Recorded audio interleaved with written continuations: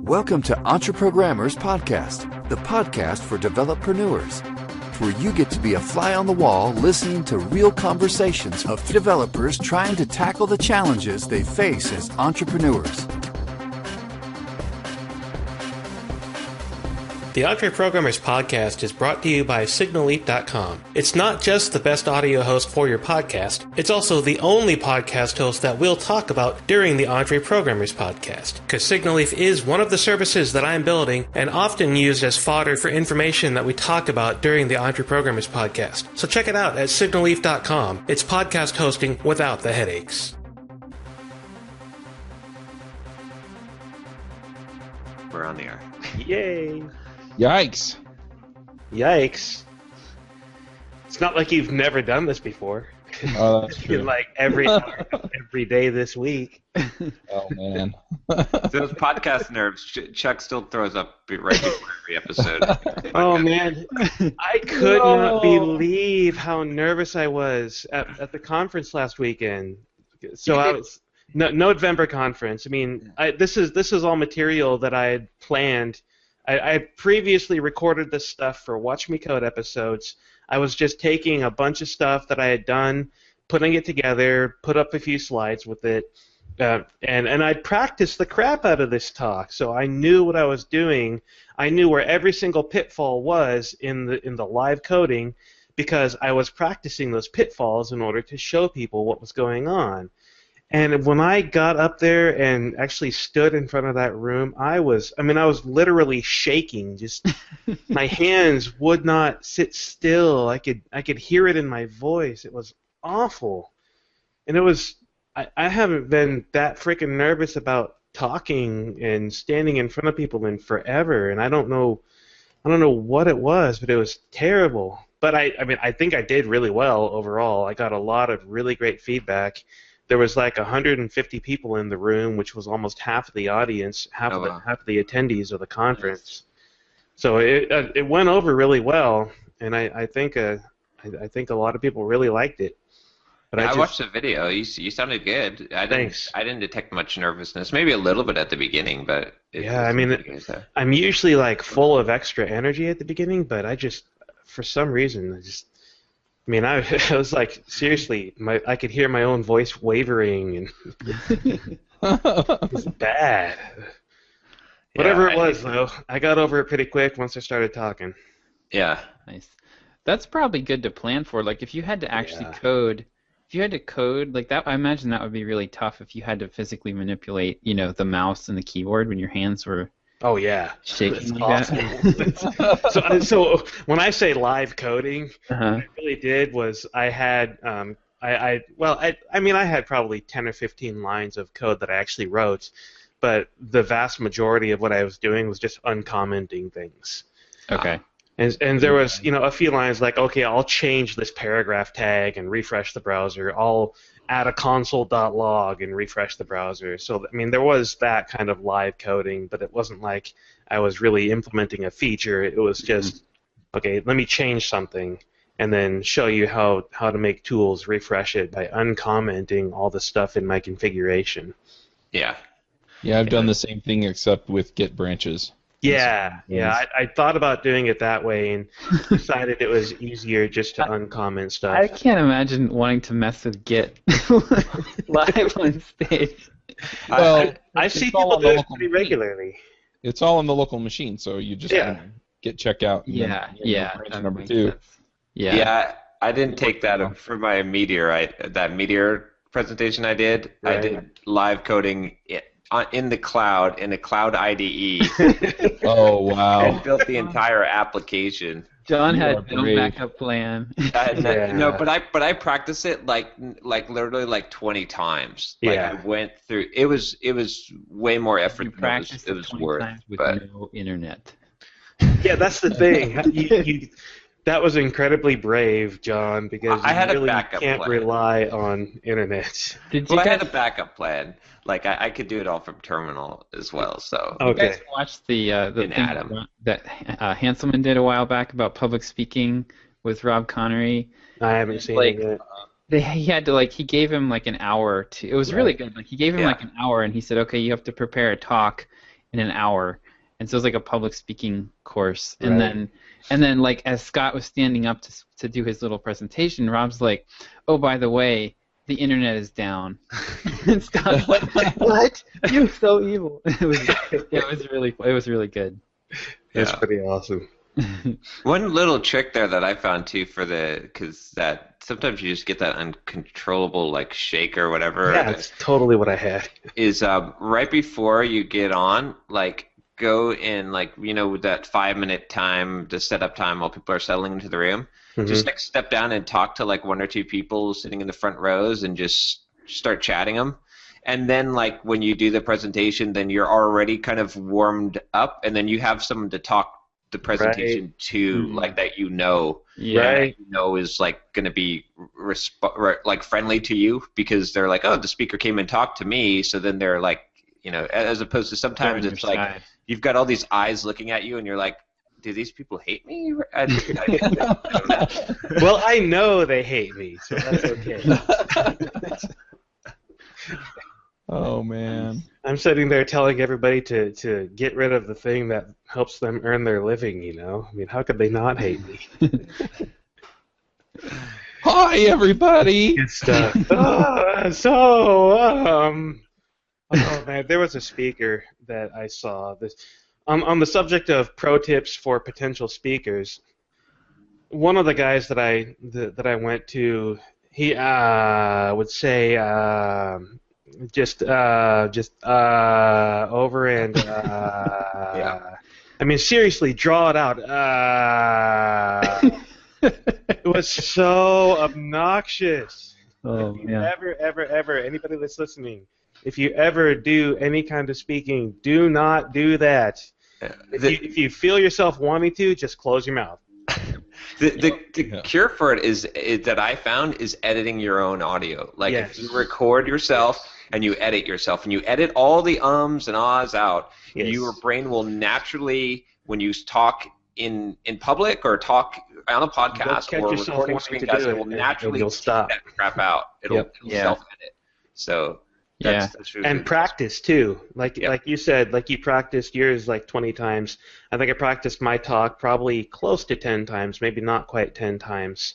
And I practiced it over and over and over again, talking in my head, talking out loud every now and then, just practice so that you actually know what you're going to say. Yeah. So that you don't have to think and then get to it. Well, a lot of times too, you're trying to fill silence while you're thinking. Right.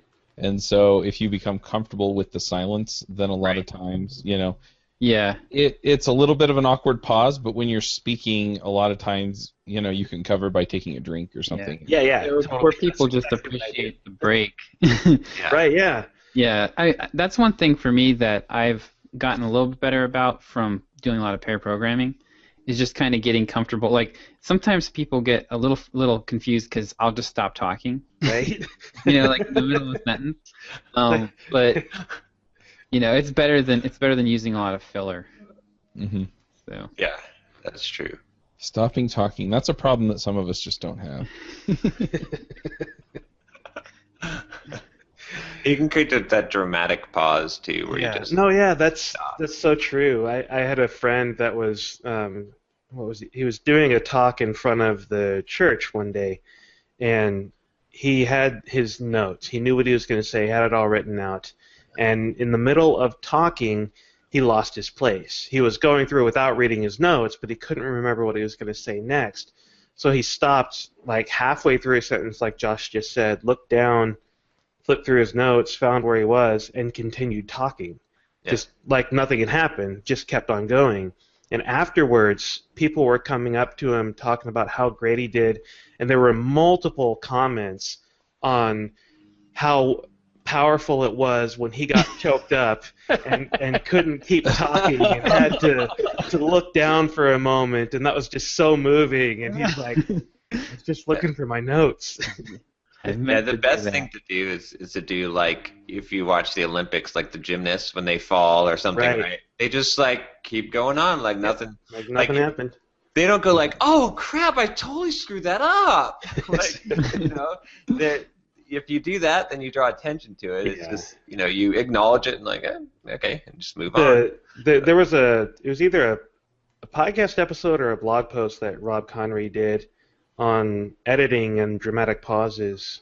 No, actually, I'm sorry. It was my own interview with him for my Signals and Leaf episode 5 with Rob Connery where he talks about editing and adding dramatic pause in editing, taking out a word or a phrase in order to put empty space in there and give people of thinking before the answer comes or before the speaker says something again, and how powerful that can be. And I purposely do that when I talk in my presentations. I'll say something and I'll pause.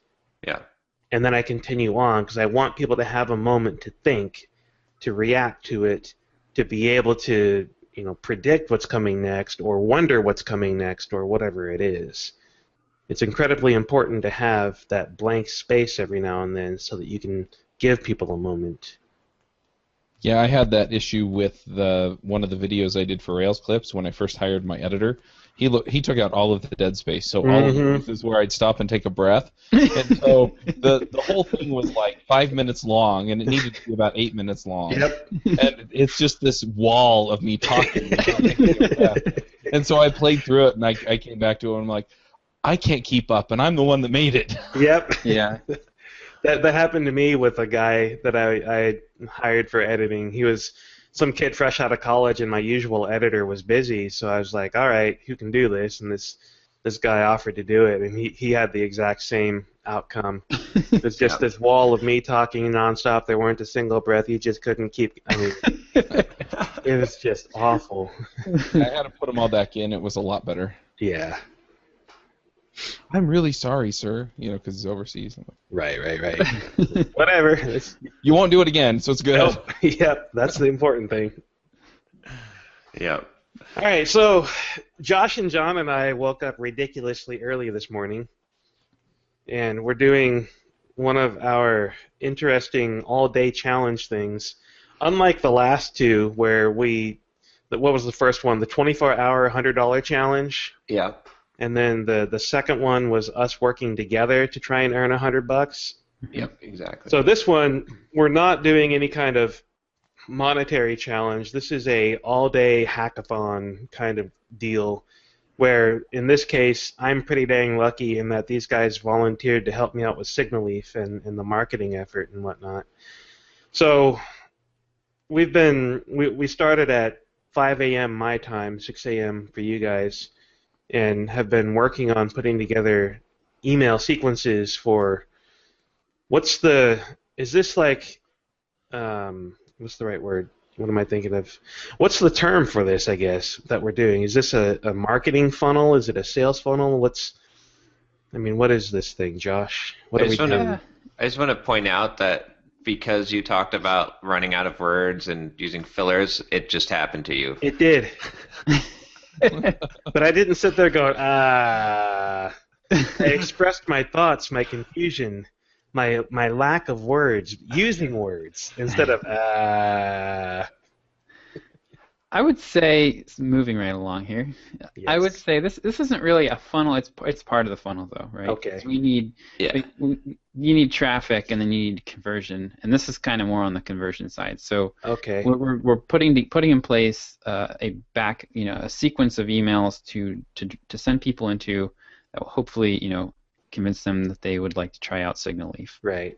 And we'll probably do Twitter and maybe go back to Google AdWords once we have this thing all working and give it a shot. Yeah, I want to try Twitter ads with this because I've had a ton of great success with Twitter ads with my email courses for developer stuff, and I think it might work for this as well. Well, you've had a lot of success getting signups, right? Yeah. So yeah, we'll have to see if we can get conversions out of those. Right. I've heard several people saying that same thing, like it's tough to convert Twitter traffic. Actually, my mentor has tried Twitter out as well and not found it to convert as well. So right. So Facebook might be a good one for you. Yeah. Facebook or Google Ads, Google AdWords. Right. We should Really probably only. start with Google AdWords again. I think we had a pretty solid baseline going with that. Right. Getting some more money thrown at that would be a good thing. Yeah, you get just a clump of people to kind of go through the sequence and see what happens. Right. But the part I'm most interested in to see is the what happens when they hit that. So we're gonna have we're gonna give people several emails in a row, kind of regurgitating or spoon feeding back the content from the lead gen cheat sheet that we're giving them when they opt in. Yeah, so more expanding upon it. I've written all 4 of those emails now. The first one being, here's your cheat sheet, and then explaining, hey, there's too much information. I couldn't fit it all in this cheat sheet, so I'm going to send you 3 more emails over the next 3 days, and it's going to contain, the expanded versions of what I wanted to put into the cheat sheet.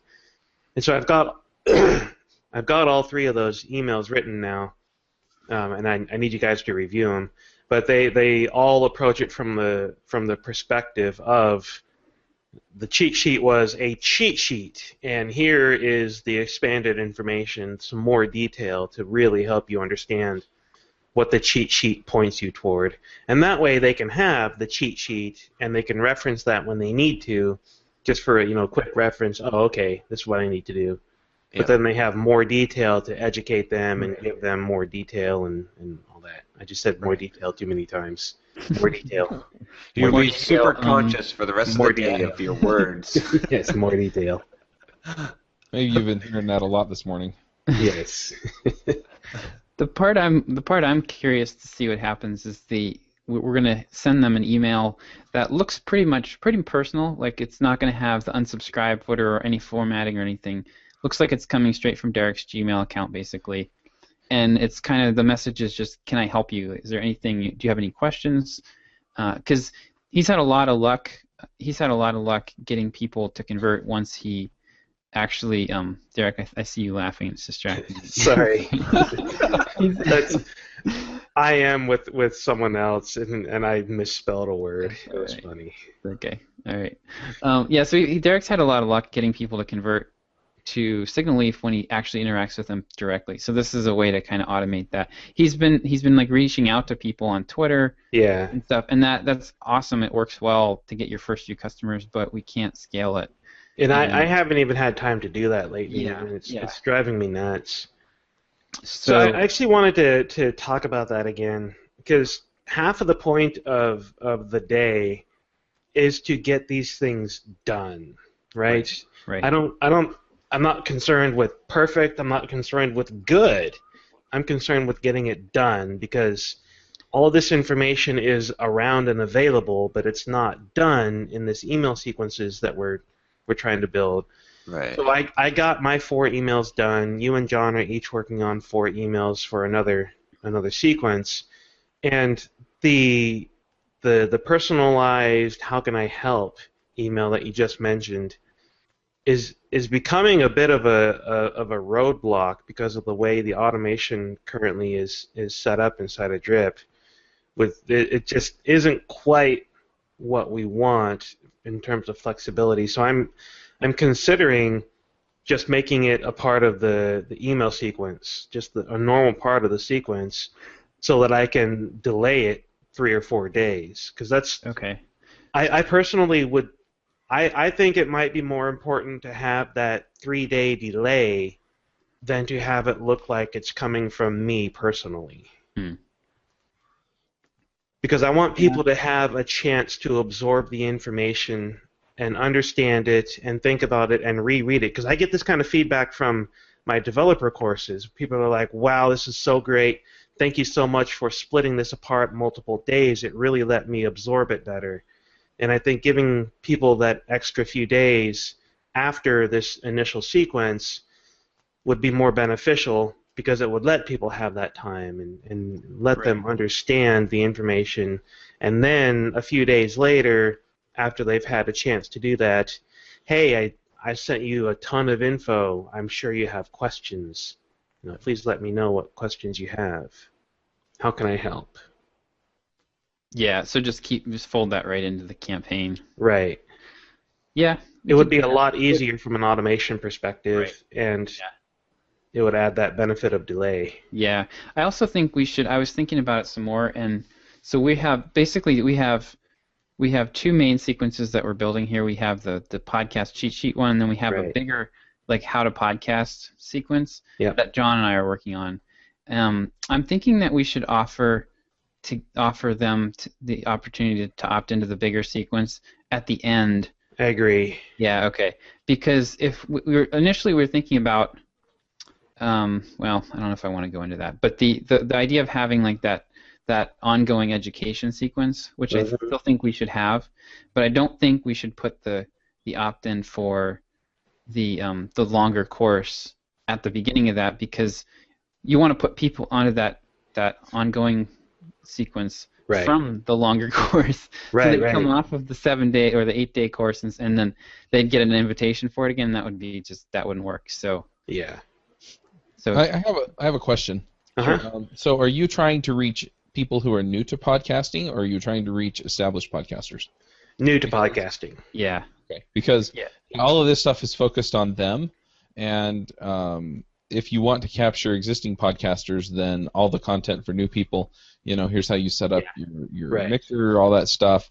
The advanced folks really aren't going to care. Right. And so I just wanted to make sure that you've got the focus on the group that you want the focus on. Yeah, totally. For people that are already established, I've had, I don't know, maybe a handful of people change over to Signalleaf from wherever else, and for those guys, I typically just work with them one-on-one to help them understand what Signalleaf does, what it does well, and what it doesn't do, and then I have a tool to import your existing podcast into Signalleaf, so I'll run that tool for them. And then from there, it's they already know how to podcast, so they just take over. And so I think it makes. Do you have something on your front page that says we offer a concierge? I don't. The tool has only been used half a dozen times. It works, but it is not yet automated. I probably should advertise that concierge migration service, though, like you just mentioned. That's a good idea. Yeah, Chuck, we're so the kind of where this started was we realized that there were like two groups of keywords on AdWords that were getting most of the traffic, and one was podcast hosting.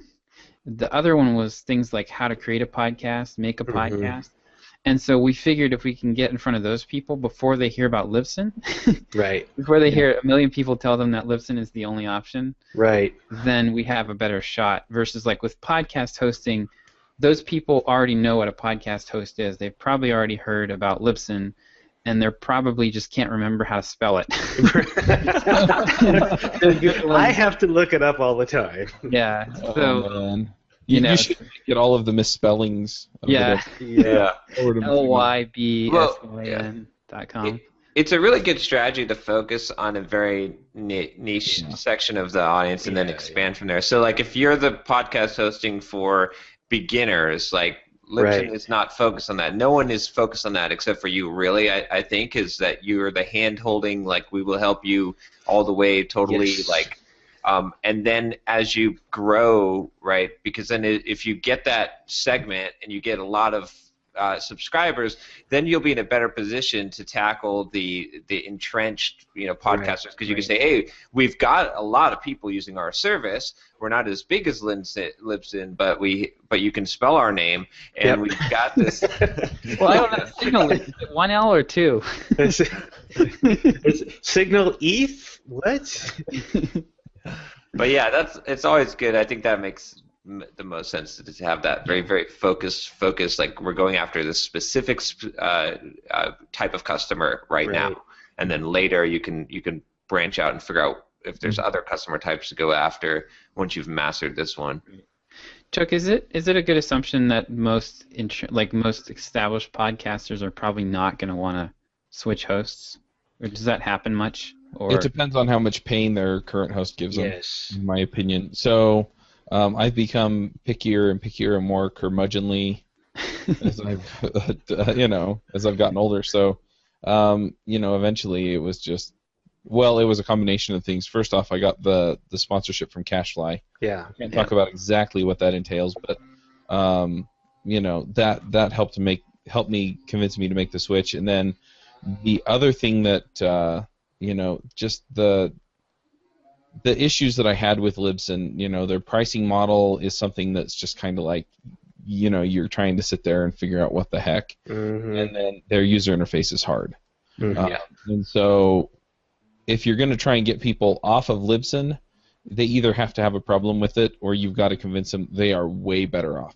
In other words, you've got to solve a problem for them that Libsyn doesn't solve for them. Right. And so it's not I'm not hosting this on my shared hosting on Bluehost because Bluehost hates me when I do that, because Libsyn already solves that. So, you've got to offer them something else. You've got to say, okay, well, we give you a nice report, or we, this or that, and tie it to something that they really do care about, like monetization or something. Yeah. Or you could offer a feature that they want. So if somebody wants to do like they want to do subscription content where people actually pay for a subscription, right? And then only the people with that kind of access can get it. So if you offer that feature and then go out and try and sell to people who want to try and make money that way, right? Or things like that. One of the things that I'm working on with FeedWrench is actually putting something in so that you can put in sponsor addresses and then it sends a report to the sponsor every month. And it generates a media kit for you so that you can generate, generate new sponsorships. Right. And so I think something like that would go nicely into Signalleaf as well. Yeah, I've actually been thinking about that lately with all the emails flying around about sponsoring EntreProgrammers. I've been literally copying and pasting the same information between emails a lot in the last week, and I'm like, it'd be really nice if Signalleaf could manage this for me as a podcaster. And it's got me thinking, like, wow, I could build sponsorship reports that people could give, their sponsors a link to.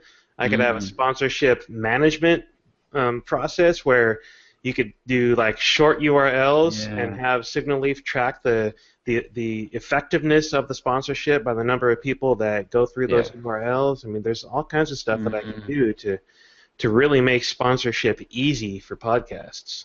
Yep. Now we're talking. Yeah. By the way, you guys, Chuck and Josh, where's your bar? Where's your pull-up bar? I don't see one. You see mine in the background here? Oh, yeah. So I don't know what's going Mine's on. bolted to the ceiling. So I think mine's in the closet. You didn't get the memo. Mine usually hangs on the door right here. But I had to close my door this morning since I woke up at the butt crack of dawn. Nice. I routinely have to close my door, so leaving it on my door is not feasible. Yeah. But yeah, Derek, that could be really powerful. Yeah, I got really excited when I started thinking about that. Now we're talking to USP, right? I mean, that's like something that you could really go after get some medium-sized podcasts. Yeah. Especially now that the focus is kind of on podcasting as a business.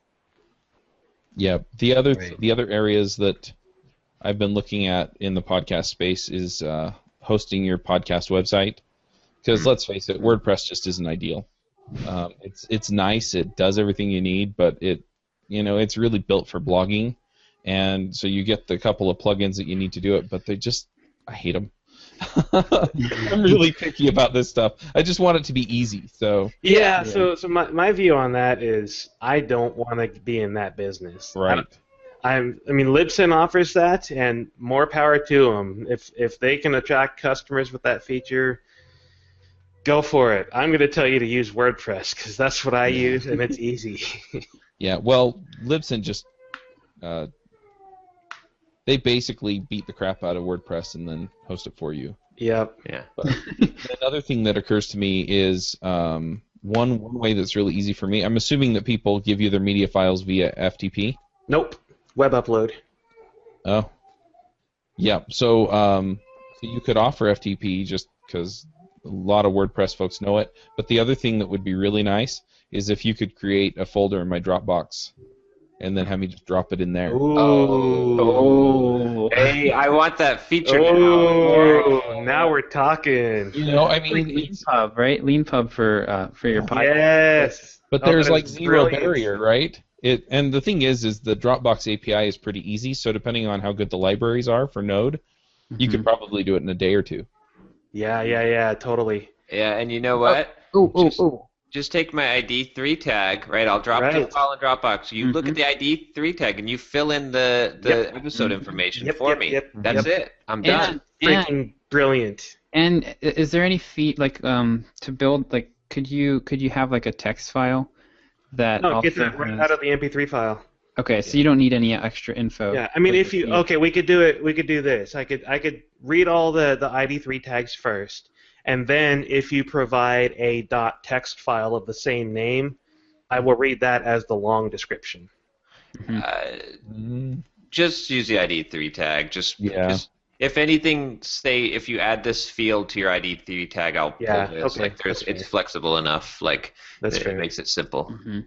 Yeah, that is brilliant. Yeah, and then that actually really helps workflow, right? Because now you've got your editor. You share your folder with your editor. He drops it in there, and that publishes. Right. Now, I guess that would create a draft, right? So you'd want to have it go not published automatically out of there, or maybe you would. Yeah, I could probably give you options to either publish immediately or mark it as draft so that you could publish it later. Yeah, you could even just say, look, if you put it in a folder with the date as the name in this format. Oh, there you go. Yeah. I mean, just make it really simple for people. Right. And then when that date hits, then it actually pulls that file and puts it into the main Dropbox for them and just deletes that folder so that it just handles all the workflow for them. Yeah. But I mean, then you've got some unique selling proposition where it's like, we're really thinking about what kind of features can we, give you that are going to make your workflow like stupid easy. Right. I would drop a provisional patent on that sucker. That was my idea. and I would totally do it and then make the video because I could see the video you're already using Dropbox, so why do you have to go through this crap to upload a podcast and show click, right? Show and Libsyn. And all you gotta do is drop it in what the Dropbox. hell is that? What would be really cool though is that if you backtrailed it to WordPress.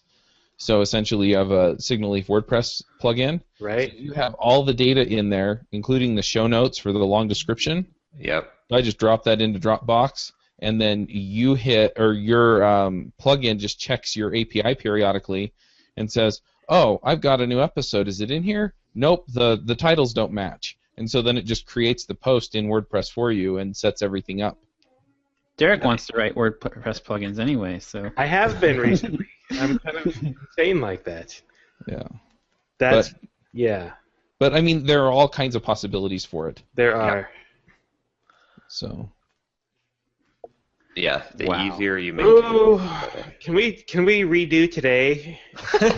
Now you want to build this thing? Can we rewind 12 hours? You still need customers, right? You still need customers. Yeah, I think your marketing is your biggest problem. Oh, totally. Having features to compete on is helpful. Right.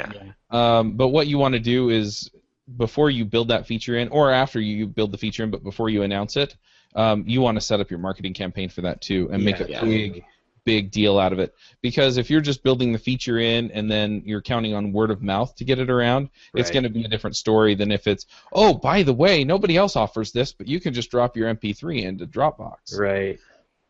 And this is one of those things, like I said, I mean, I wasn't kidding about the provisional patent. This is a patentable idea, and I would put it in provisional status, file, because it would be very easy for someone to copy for one of the big names to get this running in a couple of weeks. So you want to protect that. Because if you have this and no one else can do it, that's hugely valuable. So. True. That's true. And it's a workflow issue, so it's a business process. You can totally patent it. It could even get you bought, if you think about it, right? Because if I'm Libsyn and I'm like, man, this Dropbox thing, this is going to be a pain in the butt, I'm probably going to, hand you $1 million and say, let's just, let me just have this. Yeah, but then if you sell the Libsyn, I will pull your emails out. I would gladly let you do that. I have a rule about being a sellout. Your first one is free. Like all this debate about, oh, I don't want to sell out and stuff. Okay, I understand like the third-time entrepreneur who has already sold startups and has millions of dollars in the bank or whatever and is living off of But if you have to work a regular job, like just take your first sellout. Just take seriously. Just take the $1 million or whatever it is that'll make it you set for life, and then build the conscience afterwards and like. Then grow a conscience. Yes. I think there are a couple of things that go into that. I think the first one is that did you build it because you wanted to make a difference, or did you build it to sell it? And also, at what point does it not, does it not make sense to continue to do it for the reasons you're doing it? Because there's some number, right? Right. Yeah. But the other thing, so I don't have a problem with people who serially start a company and then sell it. Right. I have an issue with the companies that don't see the potential and then kill them after they buy them. But that's exactly. Yeah. Like Google buying every email ever. Yeah. But so there is that. And the other thing is that you make all your mistakes on your first one, and then you do better on the next one. So right. What John's saying makes total sense to me there. Oh, I am making all kinds of mistakes with Signalleaf. It's fun. Well, make sure you're profitable. I am profitable. There you go. Can't complain. So we had a guest on the show, Ryan Rao from WhoBoard a while back, and he said something like, "Your goal as a startup should be to sell." And I was like, no, I really don't agree with that. But he explained his position as saying that's not necessarily meaning you will sell or that you want to sell, but that you should be so dang attractive and so dang profitable and doing so awesome that people want to buy you and they offer to buy you. Whether or not you actually do sell is a different story. Right. Well, and you also really like that perspective. Build it so that you can sell it if possible. Yeah. So and there's totally dependent on your personality. There's two different mentalities too, really. That like, and I only know this because I'm dipping into both worlds, right? There's a Silicon Valley startup type of mentality of startups, which is absolutely psychotic. And then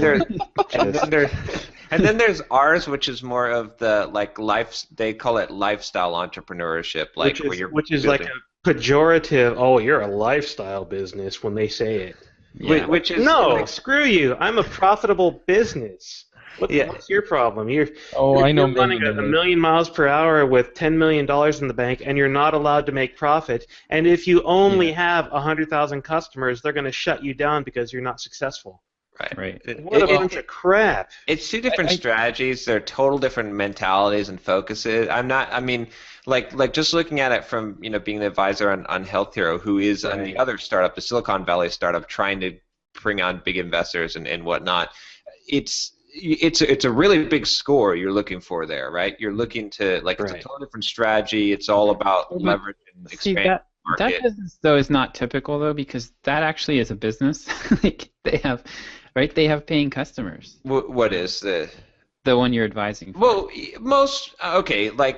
hear about companies, big startups, but honestly, like being in the startup scene, most of these companies that actually get funding have customers and revenue. Like the very first question an investor asks is, "What is your revenue?" And if you don't have showing growth in revenue, they're not going to invest in you. Now, there's of course the exceptions and the big famous ones like Twitter and WhatsApp and all that. But a majority of the actual startups in the Silicon Valley type of startups that get funded actually do it based on revenue and growth projections. Yeah. Like they want revenue, not profit. They want to know that you are going to spend every last dime of revenue. Right. It's to grow big. Like there's no point in having the company needs to be a $50 million company or it's not worth my time. Exactly. Right? Whereas we're totally in a different ball game of focus. We're like, well, this needs to be able to support my family and whatever and maybe a few employees and grow organically. It doesn't need to be a $100 million business. So there's kind of those two mentalities. I think that's Yep. They don't really mixed together. And people from the one side are like, "What? You're such an idiot! Like, I can't believe you would do this." Like we're saying, like, have all these customers and not have any revenue. But on the other side, they think the same thing. They're like, "Well, why would you just like make $100,000 a year? What is that even?" The real problem that I have with Silicon Valley startups is the people that fund them, because those people are not invested in you. They are invested in the potential for a company to be explosively big. But they hedge their bets by investing in so many other companies, and they typically don't care about the individual person working for that startup. They only care about the company and its viability for profit. I mean, I hear constant stories about people that have nervous breakdowns and family crises and get divorced, and all kinds of crap happen to them because they've bought into the startup culture and the idea that you have to work 80 to 100 hours a week in order to be successful, and that's a great way to literally kill yourself. That's a lifestyle business too. It's just not a lifestyle that's worth it. Exactly. The other thought that I have is that essentially what I'm hearing is that the startup investors are looking for a machine that's already clicking along, where if you put $5 more in, you get $10 back out. Yeah. So then it's like, okay, well then we'll put $1 million in and get $2 million back out. Right. Exactly. And so they assess, okay, that's working now, and how risky is it as we scale up and as we do these other things. Right. And so it's usually a marketing play on something that's already being successful, and then figuring out whether it'll scale up or not. Yeah. It's a lot like a bank loan, right, or a credit card. Like, remember when you're a college student, you couldn't get a credit card, and you're like, what the hell? Like, I just need some money. and now it's like you get all these credit card offers, and you're like, what the hell? Stop sending me. I don't want a decrease in credit limit. It's like so you're kind of going to get taken advantage of. If someone wants to invest in you, it's probably because it's to their advantage, right, and you're right. like you have a temporal problem of time that money is going to fill the gap for. So like you're trading a much bigger profit for a bigger piece of or a smaller piece of a larger pie. And that's not to say that all investment is bad. That's certainly not what I'm trying to say either. Because I mean, look at Barometrics, who, by the way, sent me some pretty sweet stickers. These are awesome. Thank you, Barometrics. I want one, thanks. Yes, they're awesome. Here you go. I'll just hand it right through the camera. Seriously, love Barometrics. Josh Pigford bootstrapped it. He had this idea. He's the quintessential 10-year overnight success. I read one of his blog posts recently where he talked about where he started and how he ended up creating Barometrics, and it seriously took him 10 years to get to the point where he had this idea and was able to execute it. And he bootstrapped this thing because he needed it and because he wanted it, and it took off. It took off really quickly, and he went from zero to like $14,000 of monthly recurring revenue in like 6 months or 8 months or something. And now he's grown so fast and has such an amazing product that everybody wants to use that he needed to hire people to get things done faster. And he had the choice, do I just continue bootstrapping it and wait until the revenue grows to the point where I can hire the people I need, or do I take investment? And legitimate investment that was interested in the continuing success of the business. And I think he made the right choice by taking, I think it was like $500,000 in investment money from whatever group it was. I think it was a really good choice for him because they've been able to add a number of things that have been really good for his business, for his brand, for his customers in the last month or however long it's been since they started hiring people. Yeah. So there is good investment out there, and I've actively considered investment for Signalleaf. I think we've talked about that a number of times. I talked about it for like a week straight with my dad last Christmas. My dad has been convinced from day one that I need investment for Signalleaf, but I'm still more of I want to see if I can really bootstrap it first. Yeah. I think it really just comes down to what you want out of it. But right. At the same time, I mean, at the point you're at, you're not going to get as good a deal as if you can figure out how to, get people in the door. So I mean, I can certainly show growth, and I can show investors, hey, look, here's the line, it's going up, but it's not the kind of growth and not the kind of customer base where I could really say, give me $500,000 or $1 million, it'll be worth it. I could certainly go to a few people that I know very personally and say, hey, I need 10 grand to do something, and it wouldn't be an issue for them to do that. But that's silly. Friends and family. Yeah, taking a 10 grand investment is like the stupidest thing that people do. Yeah. I'm like, I'm amazed when people do this. I'm like, do you not have 10 grand? Do you not have save? Well, actually, no, I don't. That's the sad thing.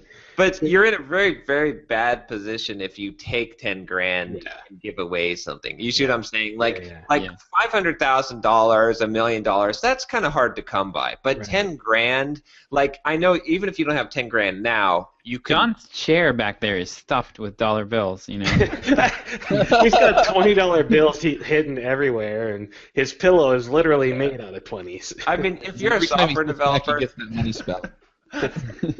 If you're a software developer, you can come up with 10 grand. Right? It might take you. You might have to say, well, I'll take a job for so long, or I'll do some freelance work and eat ramen noodles. But there's no need to sell your soul for 10 grand. It's 500 grand, sure, okay, $1 million, yeah, okay, that could take you 10 years to save up. Okay, sure, but fair points. Yeah. So anyway. So I want to veer back into marketing strategy for Signalleaf. Yeah. Let's do that.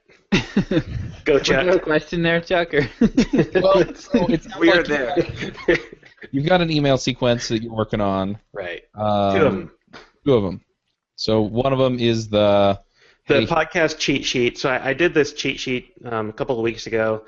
It had pretty good success with it. Had 30 or 40 people sign up to get it in the last couple of weeks. A lot of people said they really liked it.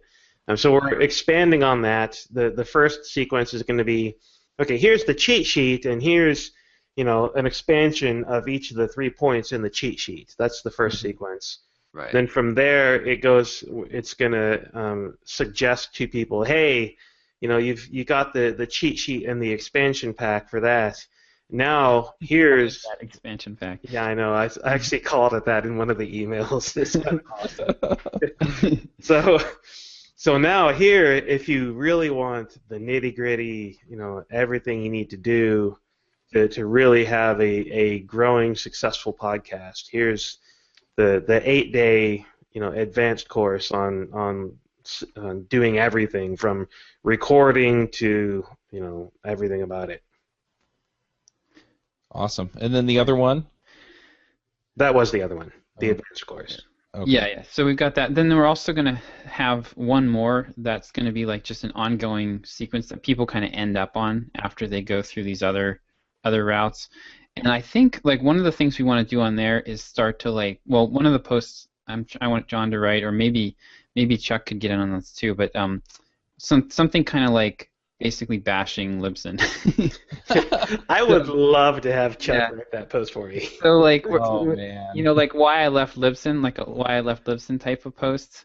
Part of the problem we have is that I think people don't know, people who are new to podcasting don't know yet. They hear Libsyn, they don't know that it's painful until Libsyn has their hooks in them, and they've got their podcast all set up, and then they're 2 months into it, and they're like, oh, this is a real pain. Yeah, I'm still leaving. Yeah. Yeah. Exactly. There's a real good strategy where you find the biggest person and you kick them in the nuts. Exactly. If you're the little guy and then you draw blood from the big guy, they either have to ignore you, or if they try to swat you, then they give you attention. So it's a real good strategy to make an enemy. You should always have an enemy. Yeah. Right? So Signalleaf needs an enemy. We're gonna make an enemy. Have you guys seen the movie The 13th Warrior? Antonio Banderas. It's this medieval thing, and at one point there's this group of Vikings three or four Vikings that are trying to prove that they are worth their weight in fighting, and so they're fortifying this town, village, whatever, to defend against some invading enemies. And one of the I think they're Viking Norse dudes. They're talking about how they need to earn the respect of the rest of the people in the village, and so one of the guys goes and picks a fight. He says, "I'm going to go pick a fight." So he goes over to where there's ditch digging going on, and he starts shoveling dirt into the face of a very, very, very large man. Incredibly large man. And so eventually that guy gets pissed off and challenges him to a fight. And here's this scrawny little dude who's been challenged to a fight by a very large individual, and he loses on purpose at first. He's getting his shield thrown out of his arm, he loses his sword, he gets tossed around, and then after getting beat up a fair amount, there's one last charge where the big guy comes in swinging hard and heavy, and the small guy spins out of the way, lifts his sword up, takes the dude's head off. I mean, it's just in one move, just gone. Drops the sword and walks off. Goes back to work. And nobody else questioned him after that, right? Nobody questioned this group of outsiders to wonder whether or not they could handle themselves in this ensuing battle, or whether or not they were going to be worthy of helping defend the village. So every time I hear somebody say something like "make an enemy, pick a fight," that's the scene that always pops into my head. Lop someone's head off, and I worry a little bit about the approach, though. Yeah. Because you don't want to be out there to make enemies, and you don't want to go out and make it sound like, oh, I'm just trying to prove that I'm better. Right. So usually what comes across is instead, you tout the features that make you awesome, and then invite them to go find those features in whatever they're using. Yeah. So with Libsyn specifically, I've talked with Rob Walsh a number of times. He's a really great guy. Yeah. I've never had any bad experiences or interactions with Rob. I see him answering questions on the Google Plus podcasting groups a lot. I mean, he just generally is a good person. And so I sent somebody to him when they were costing me way too much money to host. So. Well, yeah, there's a difference between making it personal and business, right? It's like a good business strategy to have like a quote enemy, like Microsoft and Google and Apple and Microsoft, right? These are like, I mean, they constantly do events, and the tech people coordinate together at conferences, and there's all this like coordination that goes on. But to the face of the public, these are enemies, and this is like you can belong to a camp. I don't know. I mean, it's a strategy that tends to work for the little guy sometimes, is to kind of pick on the big guy a little bit and say, here's the vulnerabilities. It's not like a. I mean, it has to be done in a tasteful way. So that's not like we hate them. It's not that. It's that we represent something different. And this is why we're pulling our flag, and we're like, this is why what we're against, and this is what we're for. Yep. So. Good stuff. Yeah. I'm still stewing on this Dropbox integration. I'm sorry I ruined your day. No, I want to get these emails done right now so I can go start hacking on that. So one other thing that does occur to me, though, is that you could put feature comparison. Yeah. You know what that would look like, though? That would be this gigantic list of Libsyn and Signalleaf. Well, that's what where I was originally thinking of this block. So I was originally thinking that we could send people, it would be cool if you could do like a review blog post where you say, here are the top 3 or 4 hosts, and you include Signalleaf in that, and you kind of give a point-by-point comparison about pros and cons. But I mean, I think at this point it might not be to your benefit. Because you don't have a lot of stuff yet that we can brag about that Libsyn doesn't have at all. Yeah. So I mean, I've used marketing strategy of, look, I'm not going to do that because it's not valuable to you. kind of talk. Like, I don't have a blog host. I don't have a custom one-off app for mobile phones. I don't have all these things because those are not things that you need. What you need is rock solid, audio delivery, RSS delivery, and an easy way to make it happen. So that's like, it's it. Right. Selling point is simplicity. Yeah, totally. And I was thinking like having John deliver that message, because he actually used Libsyn. Yeah. Kind of open their eyes a little bit to what the pain points are and what they really don't need, and be a kind of impartial third source. That's where I was thinking like the why I left Libsyn was more of like a side-by-side comparison. Right. Not do a side-by-side comparison. And that would be phenomenal coming from somebody else's blog, like John's blog or whoever else. And that could be like the first email. So this like ongoing education sequence, that could be like the first, one of the first emails in there. And it would your email would just be like a short, my friend wrote, or totally. Mine wrote this blog post and type of thing. So. Yeah. So, but yeah, we got to get to the point where we at least have we can at least put some number of dollars into a funnel and get a customer out, even if it's $400. $200. $200 would be break even basically. So basically. If we can get to if $300 or $400 is it right now, then we can improve on that. But you should be able. I mean, definitely. Like once you get that sequence in place, because your cost of acquisition per customer shouldn't be nearly. No, I mean we were seeing. Well, we had a weird thing with the AdWords where it went really well for a week. We were getting leads for like a couple of dollars, like a few dollars each, maybe like I think it was about $10 per email.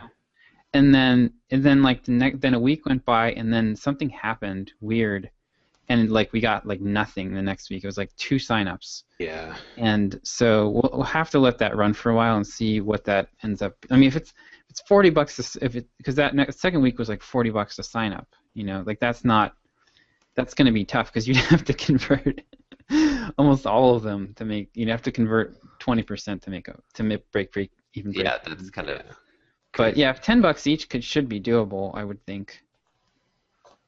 So, and these are pretty, they're decent quality leads. People that we know are looking to make a podcast. So. Well, the other thing is that if you're breaking even, then you can start tweaking things. Okay, exactly. A/B test. Okay, this one is performing 25% better than the other one, so now you're making a profit. Yeah. Yep.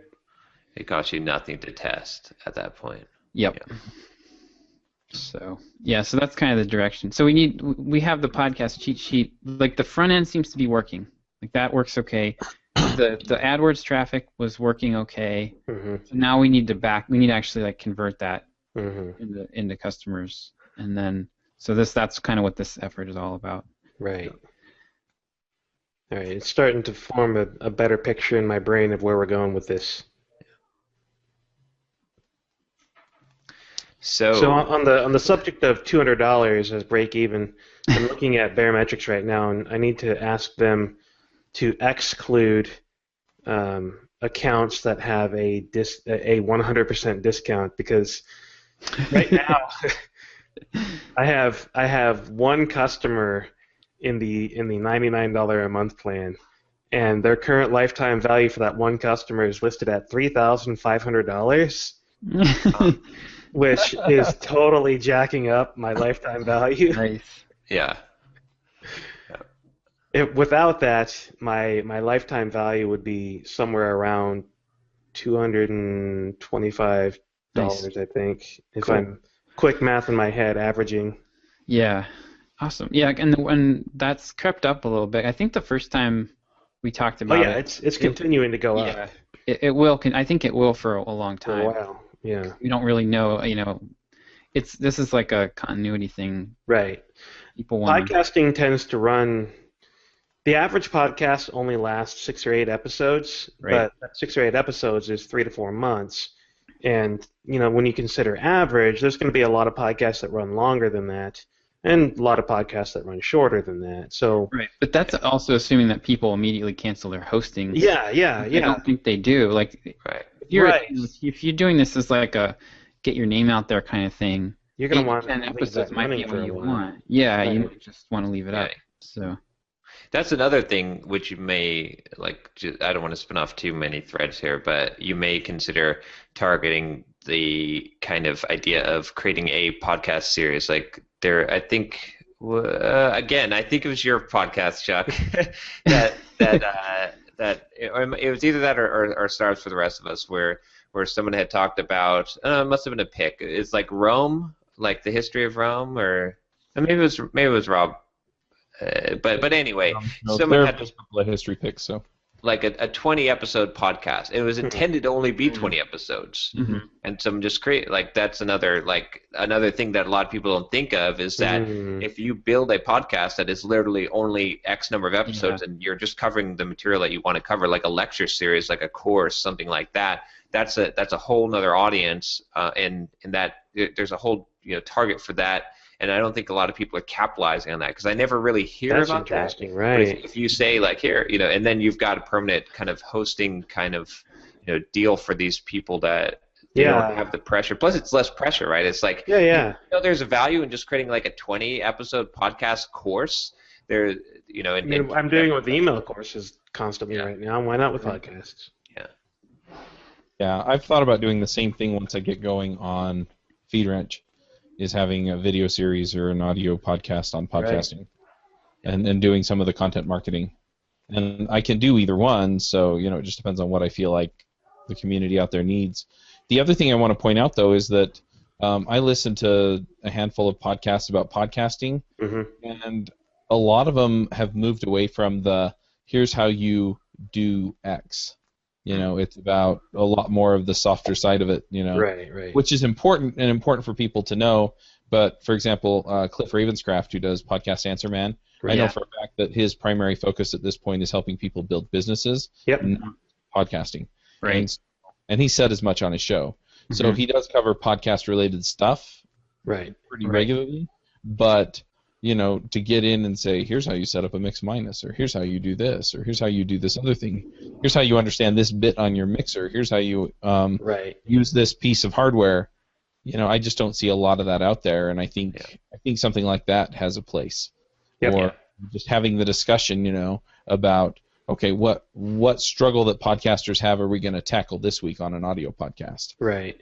It's very similar to how I've approached blogging and technology, quite honestly. I've never been out there in the front of developers leading the charge. I'm not the guy that was doing research on test-driven development or good JavaScript practices or distributed system design. I've always been the guy that comes along second or third in line, sees what the leaders are doing, and then helps to teach that thing to the rest of the community. And I see myself doing the same thing in podcasting. So we have the old guard, the guys that really made this thing possible, moving on and doing newer and better things. And it is creating a bit of a vacuum where they used to be out there showing people day to day how do you do podcasting. Well, now those guys are moving on, and other people need to step up and step into that position. And that's typically where I've come in the technology world, and I see myself doing the same thing in podcasting, coming along after the research has been done and after the information is there, but it's just not distributed widely. Yeah. And then helping to make it distributed widely. So anyways. So, I should update you guys on my day yesterday, right? The WordPress. Oh, yeah. Oh, you're Ask Me Anything. Oh, no, the WordPress fiasco, right? Okay, WordPress. That's right. Because you're lesson learned. Because my service. Did you get it fixed? Yeah, I think what it was just the whole the XML RPC thing. So WordPress has this vulnerability. I'm buzzing all over the place. But WordPress has this vulnerability of XML RPC. Like someone can basically, the way pingbacks work is they can basically use you as a denial of service attack on other people by pingbacking by hitting that, and it'll DOS you as well because it's. So I saw all these requests coming in through my Nginx log. Right. It was an interesting day. Like, I mean, obviously this work, like, I should have someone that can handle this, but I also learned a lot, and I kind of like digging into some of this stuff. Yeah. Because I like hosting my own stuff and knowing, how it's hosted and being able to optimize that and understanding kind of the complexity of that. So anyway, I ended up getting it fixed by just installing a simple WordPress plugin that disables the trackbacks. So, I thought that was built into WordPress core to disable that. I think it's on individual posts. I think you can turn it off on individual posts, and if you've got hundreds of posts out there. Oh, okay, but there's a default where you can set the default to not allow ping trackbacks. Yeah, pingbacks, I think I did that on EntreProgrammers actually because I was getting sick of getting the emails. Yeah, the pingbacks and trackbacks are worthless. I know. Well, I don't know. It's somewhat debatable, but they're not that important. This plugin disables, I think, the interface as well, because I think you can even have it disabled, but this is at a high level. Like, your server will respond to the request. Okay. So basically now I do have I'm using that cake. What was that, cake status, or I can't remember what it was called. Cake. Patty cake. Statuscake.com instead of Pingdom, because Pingdom would only let me have one. This is just simple monitoring, just to say uptime and average load time for a page, and I've got everything in there. They're all at 100%. So if you go to devcareerboost.com or you go to getupandcode.com, it comes up pretty instantly now because it's definitely using Varnish, and so it was actually probably hurting me for the last couple of months because I was getting these attacks like at interval, not realizing this was happening, and that's why my sales have been down, which kind of sucks to not know this. So and the thing is, Google Analytics doesn't indicate that, because if you look at my analytics, it shows lots of people hitting Dev Career Boost, right? But they're not getting a page. Or it's coming up extremely slow, or it's it's like a big hassle. So that big lesson there. Yay. Well, she figured it out. I pretty regularly get attacked on my Linode. Like, somebody just starts to request pages really, really fast. Yep. It doesn't usually take my site down because I've got Varnish running, but it's a pain. I have to go in and just block their IP manually. So there's a fail to ban you can use. I haven't set mine up there, but also the other thing that I took away from this is because I was looking at all kinds of Linux logs, as I looked at the auth log, and I found that my servers, had regular SSH logins to them, and there was every day there was thousands of attempts to log in, to force login root, password crack attempts. So I was like, wow, this is just. So I turned on the digital certificate, the key pair. I forget what you call it for SSH, so that RSA, you can't log in with a regular login. You have to have the totally. If you've got a Linux-based box on the internet, you should absolutely do that. Yep. And that's disabling password login. Right. Disable password login, remote password logins, and only allow SSH with RSA keys. Yeah, because you're going to get hammered. Your box will get hammered. It was getting hammered like crazy by all brute force attacks to try and get in as root. Why, people? Why? They don't care about your junk. They don't want your stuff. They want a box that they can control, that they can upload files to, that they can use as a spam server and a virus host and a Trojan horse kind of thing. Yeah. They just want to control the box for their own purposes. They don't care about your stuff. Yeah, I'm learning all kinds of lessons. Originally, I had postfix installed on one of my servers, and I was sending my own mail. And then you were a relay spammer. Yep, I was a relay spammer. I was like, man, this is use Mandrill or some other API to serve your emails. You do not need to have a mail server in this day and age. You could use an API for sending email. So Mandrill is awesome, and the WordPress plugin for it is great. Yeah. So that libraries out there for it are great too. What's that, Chuck? The libraries out there for it are pretty great too. Yeah. The library in Ruby is it's so easy. Yeah, and the Node.js one as well. I use that in Signalleaf to send emails. There's only a few emails that I send directly, but I use Mandrill, and it's so dang easy to use. Yeah, on JS Remote Conf, I've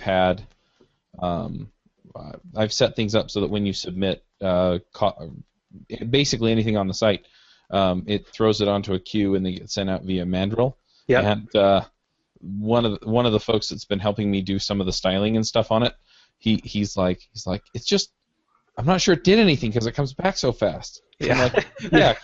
It goes and it saves a record on Redis and then it turns around and it puts it on the queue and comes back. Right. Yep.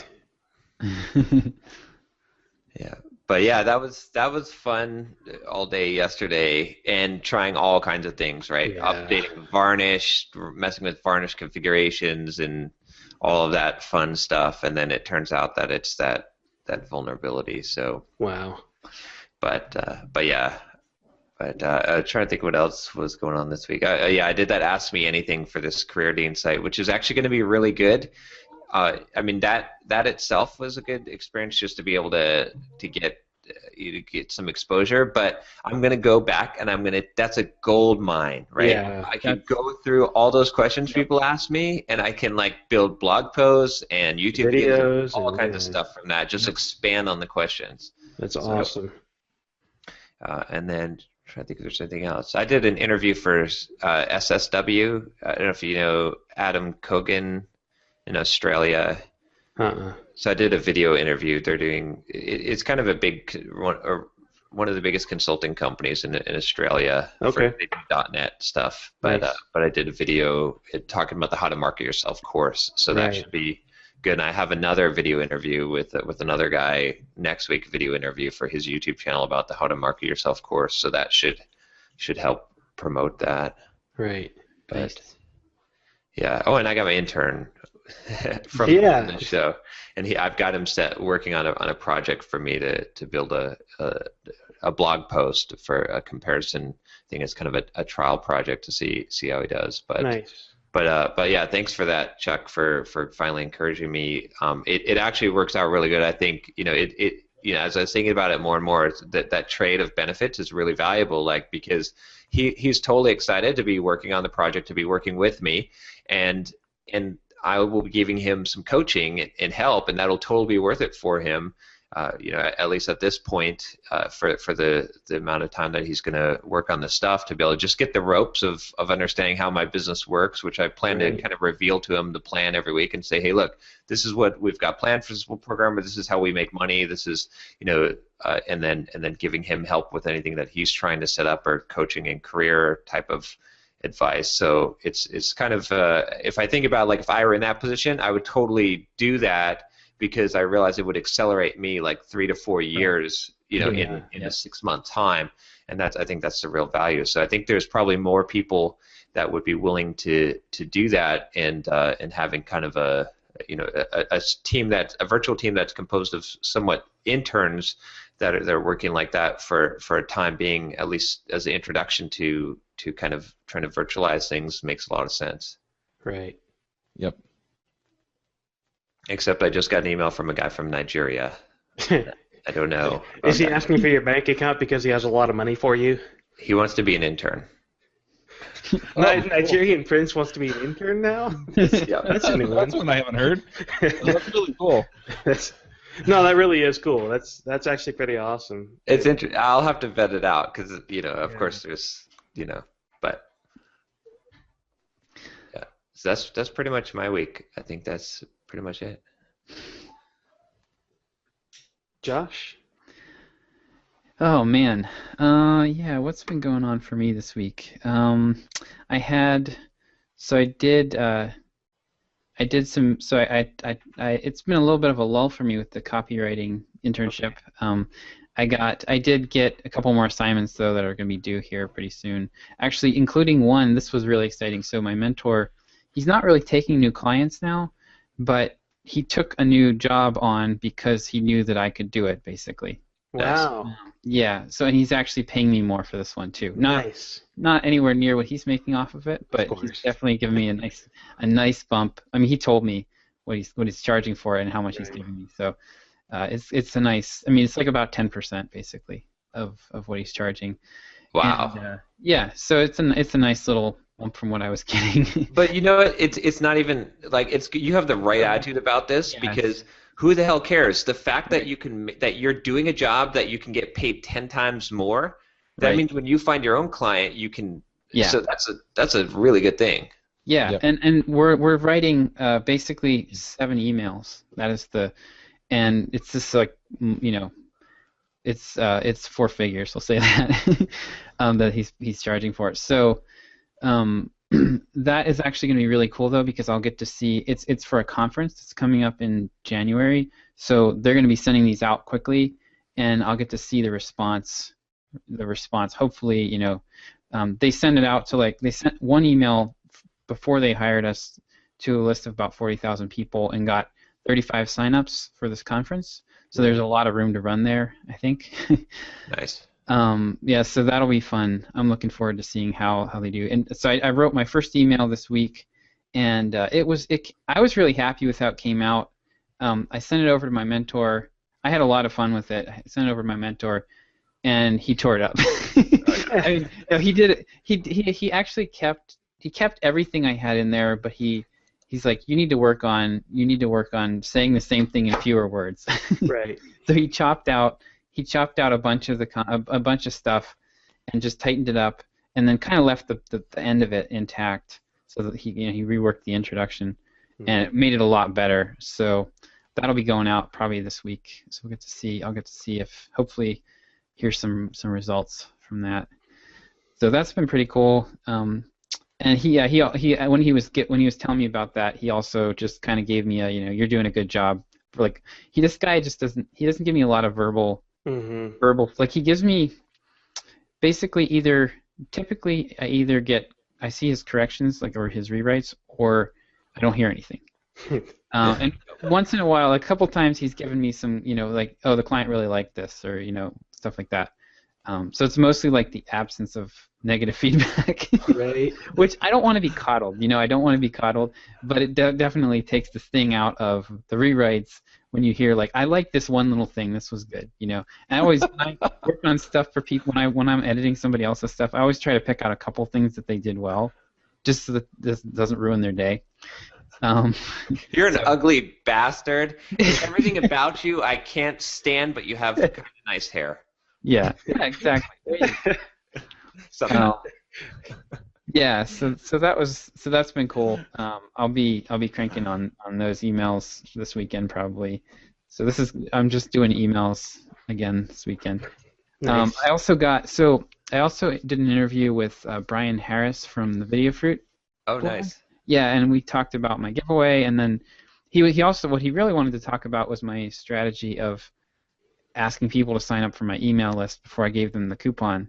Because he calls content upgrades on his blog a lot, where you write a blog post and then it gives them a bunch of information, but there's some little part of it that you leave out and you put it in a handout or a tool or something, and they have to opt in for that.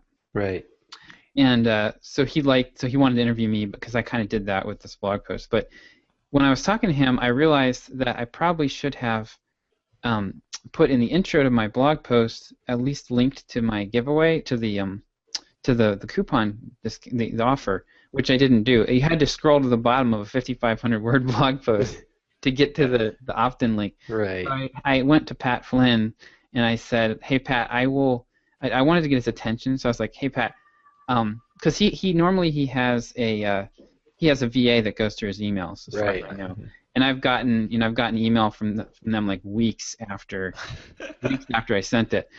So I wanted to get his attention. So I said, I told him, I'll give $100 to a charity of your choice if you will make this one tiny edit for me.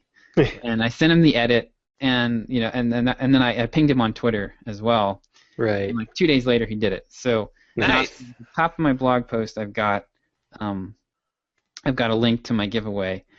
So hopefully, I'm hoping that will, that could be, even if it's like just a few extra clicks a day, that could end up being hundreds of dollars a month. Mm-hmm. So yeah. And just like that, 2 gangbangers have new Nikes too. That's awesome. No, I ended up doing a micro loan, so that was kind of interesting. Nice. So it could get diverted for Nikes, I guess.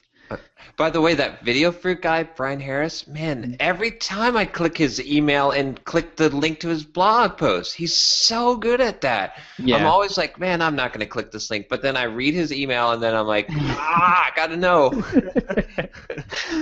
Yeah, his stuff. I've liked his stuff ever since I stumbled across him on Noah's blog, Noah Kagan's OK Dork. He just does a really good job with his stuff. It's always he's always like, it's always very actionable. Like he's got systems for everything. So, right. Yeah. So what else? I freaking love QuickBooks, Derek. Thank you for reminding me that I could use that for invoicing. Yep. So yeah, I'm totally just going to use that. I was looking at like FreshBooks or something. Right. I didn't realize that QuickBooks also allows you to accept payment. Mm-hmm. So you can do ACH payments. So it's only 50 cents. Really? Opposed to So I'm going to be I'm going to ask my mentor to pay me that way instead of with PayPal. It's like last month I made like $600. Well, that's 3.5% of that is. It's like $300 in fees, and then another $150 in fees, and then. Yeah. Are you using QuickBooks or QuickBooks Online? QuickBooks Online.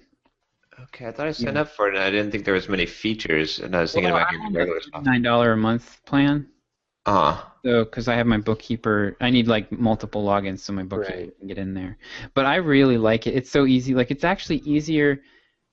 Other than not having like an actual time tracking feature, it's actually easier to use than Harvest. Like I literally bookmarked.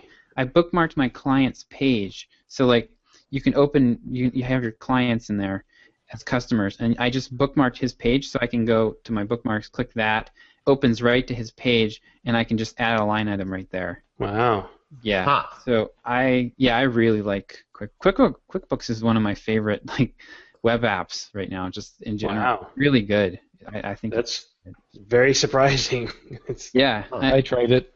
I have to say I'm too stupid to use it. Well, I hired a bookkeeper to set up a lot of it for me, and now I'm just going in like kind of owning what she's done and getting used to she's kind of got the some of the stuff, the automated transactions and everything set up, so things get categorized for me, and I got her. She kind of helped me figure out like what my biggest problem was figuring out what categories should I have. It's like the categories that every financial software comes with these categories, and I swear they are like random nouns picked out of the dictionary. Yes. And, So the same thing I actually own an old school QuickBooks. Oh, nice. This is like 2006 Pro Edition from back when I started my business in 2006. And I was told at the time that if I was actually going to do this, and I was going to, never actually got around to it, but if I was going to do it, that I should pay to have a CPA who is an expert in QuickBooks set it up for me. So Chuck's saying you're not smart enough to use QuickBooks. You're totally right. None of us are. Let's talk about one thing to be clear about, though, too, is there's a difference between QuickBooks Online and QuickBooks software, right? So, like QuickBooks, the software, I agree, none of us are smart enough to use because it's really, really difficult. But the QuickBooks Online is I thought it was pretty usable. Like, I was using it for a little bit, but...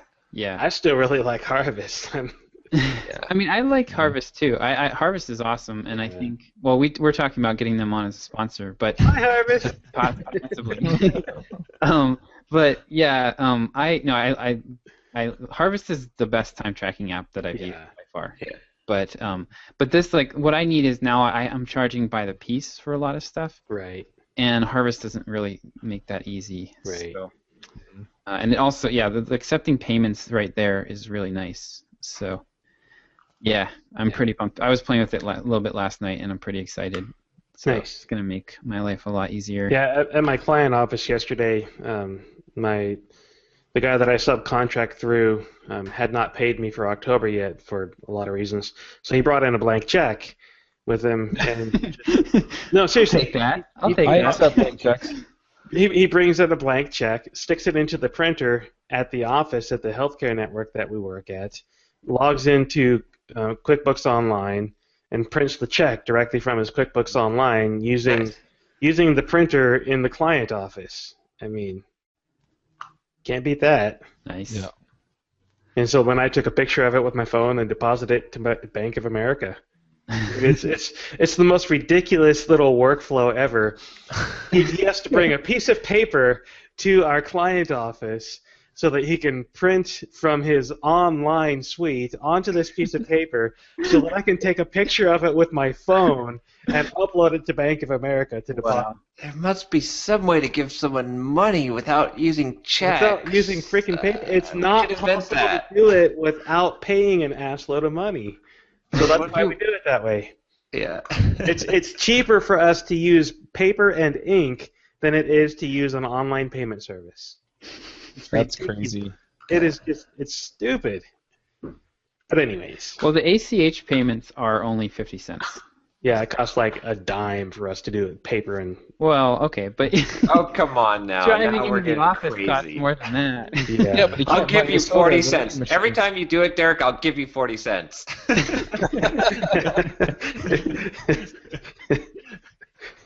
Nice. So, Just make sure you take a picture, of course, because I don't want to get ripped off. Send it to me. And I'll print out the picture and mail it to you in the mail. Then I'll send you 40 cents. on I'll high send you quality 4 times. that costs. I used to work for a company that did document automation, so we would take documents from companies and turn them into digits and store the physical documents. There were companies that would pay us to do that, to scan the documents, then destroy the physical documents, and then a month or two later print the digital version. Thought that's where we were going with this. They would have us print the print the digital version back onto paper and mail it to them. Oh, jeez. What? Okay. Alrighty. That's what you want to do. Wow. So I did have something I want to run by you guys though real quick. So for my Cyber Monday, I'm going to do a Cyber Monday sale with Wes. Mm-hmm. And we're trying to figure out how to structure the offer. And I was thinking of just making this the ultimate, almost like a fire sale, like going out of business type of thing, like the ultimate Sublime Text package. You know, everything must go. And include both of my books and his book, and sell it at a discount for what they would normally pay for his package. Is there what do you guys think? Like, is there a better way to? Is that too much or? What are you trying to do? Like, what's your goal? As much money as possible. To make it and to burn down the building and make as much money as possible, or to like? No, I mean we're gonna keep the list going and everything, but like I think this is my best shot for getting a big bang for our buck out of this. Test it. See if the price actually matters that much. Like take a smaller portion of the list and give them a fire sale price and see what your conversion rate is versus just a heavy discount and see if it makes enough of a difference. Right. Better hurry though. You only got a week. Yeah, I know. That's the only. I should have thought of this a while ago. Because I don't know. Sometimes discounting like if price is the primary factor, right? Right. Then sometimes discounting a lot will make a huge difference. But if price isn't the factor, then you could actually, it might not matter unless it's, you know what I mean? It's really hard to know if a thing is motivated by a price or not. Right. Yep. Yeah. Yeah, I was thinking. I mean, he's got like 20%. He's done like 20% discounts. I think that's pretty standard. So that doesn't seem like too extreme to me. And if we throw in the bonuses, right, just to kind of motivate people, because it's going to be like a 2-day. It'll be like a 2-day thing, basically, Monday, Tuesday. Here's the other thing to think about, right? It's like fishing from the same hole, right? It's like you've got so many fish in there, right? Right. So if you slash the price, you might catch a whole bunch of fish at one time, but once those fish are caught, they're caught. Yeah, right? that's true. You're not catching them again.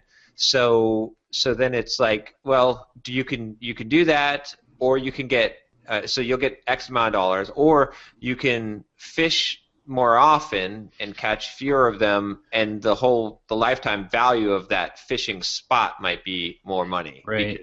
Because you're so, but well, yeah. I don't know. I mean, but it might not make that much of a difference. So you might as well catch them all at once. Maybe. Yeah. I don't know. I think that the limited time, like there are people that will buy with the limited time thing that will never buy otherwise. Like that. Yeah. That makes a big difference. So that's kind of where I'm going with it. But yeah, you're right. It's like once that's exhausted, then. Wait a minute. I've got an idea. Okay. Okay. Don't do the fire sale discount right away. If you're using. Oh. Or what are you using right now? Are you using Drip or? Yeah, I'm going to use Drip for this. Okay. So if they buy, like, do a smaller discount first for your Black Friday, your Cyber Monday sale.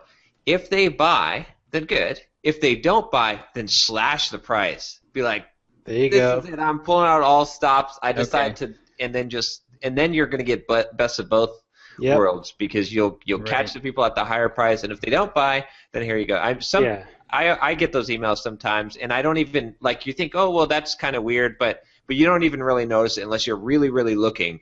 Like you get that second email and you're like, oh, now it's 40% off, but hey, it's a one-time buy, so you might as well. Yeah. I think that might be the solution. Well, and then you'll find out if the price is the issue or the urgency is the issue. Yeah. That's interesting. Take people, so set up a 3 or 4 part campaign, and with Drip now makes it easy to remove people from the sequence. So once somebody buys, you take them out of the sequence, and that way they don't get the remaining emails. Yep. Yeah, and I think we're going to be probably using Wes, we're going to use Wes's payment system to do this, so what hopefully he'll have, I actually don't even know. I think he's using, I'm not sure. He prints a bunch of checks. He has all these. He drives to people's houses with one of the old school imprinting machines for credit cards. He uses a crayon. He lays a piece of paper over the credit card and uses it. That's right. No, I'll find it out. That's a good idea, though. I like that idea. If assuming we can yank people out of the sequence, then I like that. Oh, I've got a couple of things I'd like to run by you guys. If you're done, Josh, I don't want to cut you off. I am done. Fire away. So, it seemed like there was a lot of excitement at the beginning of the week over JS Remote Conf. I've been reaching out to people, but my sales haven't been going. I haven't had a sale yesterday. This is why you don't set a numerical goal. Right. Yes, exactly. But I'm wondering if there's something wrong. I've been getting a few people asking who the speakers are, and I've got a call for proposals open, and I've got a few people lined up, but I haven't got their faces on the website yet. What's your number? What communications have you sent out there? So even before you answer that, having been on the outskirts of organizing a number of conferences through friends and coworkers, your experience right now is totally normal. Oh, well, I feel a little better then. You won't get people signing up on a regular basis until you announce the speakers, have their faces, have their profiles up there. Then you'll start getting a trickle. But you won't get your mass adoption until like a couple of weeks before the actual conference. Most of the tickets will sell 2 to 3 weeks before the conference starts. I've watched conference organizers say things like, oh, well, we're going to start selling tickets now, and if we don't get X number of tickets before this date, we're not going to do it. Well, they don't get it because that's the wrong metric. A double whammy, because not only are you not following the normal flow of how a conference would work, you're also introducing uncertainty. Yeah, exactly. Why would I pay for something that may not happen? Why would I, as a speaker, commit to that? Yeah. So your experience right now is totally normal. The conference that I was just at, they were selling fairly well, but they sold out like a week and a half ahead of time, and they didn't think they were going to sell out at all. The conference I went to in Oklahoma City was the same way. They didn't sell that many tickets up front, but when it got within a couple of weeks, they sold out. Yeah, okay. Every conference that I've ever had even a remote look into how well they're doing for selling tickets, it's the same way. They don't sell very many tickets up front, but then they sell out once they get close to the actual date. That's probably why they offer early bird. Yeah, totally. That was why I offered early bird, but early bird doesn't end for a few weeks, so Okay. I'll probably see a pickup that week, and then I'll see another pickup before the conference. Yep, totally spam the crap out of people the week that the early bird ends. Like, look, guys, your last chance, and you'll get a number of purchases then. And then as you start announcing speakers, line up your headliners, your keynotes, your big people first, and announce them as early as possible. Yep. And you'll start getting people signing up just because they want to see those headliners. Well, plus, if you make sure that obviously you'll do this, but if you get those kind of anchor speakers and they have huge audiences themselves, which if they're anchor speakers, they should, and they announce it to their audiences, then you see a huge spike in exposure. Okay. Right. Sounds good. Cool. And did you do any promotion earlier in the week that got people excited, or I've talked about it on my podcasts, and I've been tweeting about it. Is about it. I've had one users group sign up, and then 20 to 21. Is it 20 or 21? I've had 20 other people sign up. Nice. So. Continue talking about it on your podcast as well, because like the sponsorships that we talked about before, you got to have that constant repetition. Yeah. So that's the other thing I'm wondering about is with the sponsorships for the conference. Mm-hmm. Trying to figure out exactly how to do that. I've had 2 people express interest, and so I'm trying to figure out what the right. Could we backtrack one second here, Chuck? So I would drive people to an opt-in for this when you talk about it. Is that what you're doing? Are you telling them to go sign up to hear more about it, or are you just? I'm just sending them to the conference website to sign up. Okay. Yeah, I mean, like I would have a specific landing page that's like really just an opt-in form basically with like some real basic info about the because the landing page probably I haven't looked at it in a while. Is it trying to get people to buy? Yeah. Yeah. So you don't want that yet. Right. You want to be able to hit those people by email later. Yeah. Oh, okay. Way more valuable. Like having their email address at this point is way better. Right. Than trying, because you're only going to get a tiny fraction of those people. But if you can build an email list of 5,000 people over the next month who are interested in just hearing about the conference, then a lot of those people will become people that attend. But also, as you continue to do this conference, you'll just have a continuously growing email list of people that are potentially going to attend. Right. So should I add that to the current page, or? I mean, you could have like a whatever your URL is / something, it's like a subpage.